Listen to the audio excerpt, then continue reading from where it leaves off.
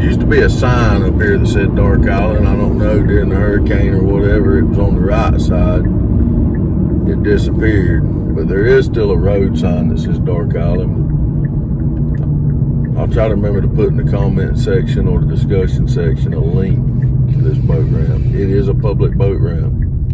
Might be a good alternative to the Keaton Beach ramp for some of you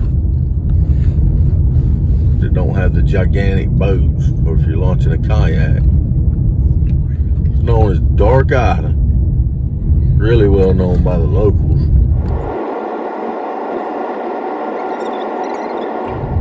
This boat ramp's gonna be up here to the right. Last time I was down here, and it's been a while, they even had a little pavilion with some picnic tables.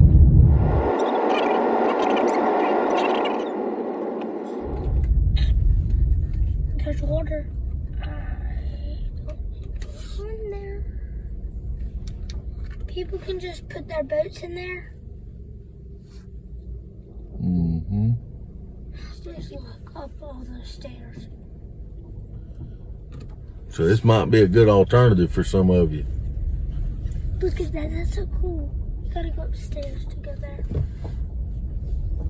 No driving. Boat ramp fee, $75. They do have a boat ramp fee. I'm not sure what it is. You can probably find it online. You see the little pavilion. I don't know about that camper there that's for rent. Or the spot, maybe. That wasn't there last time I was here. Say, you see, everywhere I've went today, it's been slam packed. Not a lot of room down here, but there's a little. Might be an alternative for some of you. Check it out.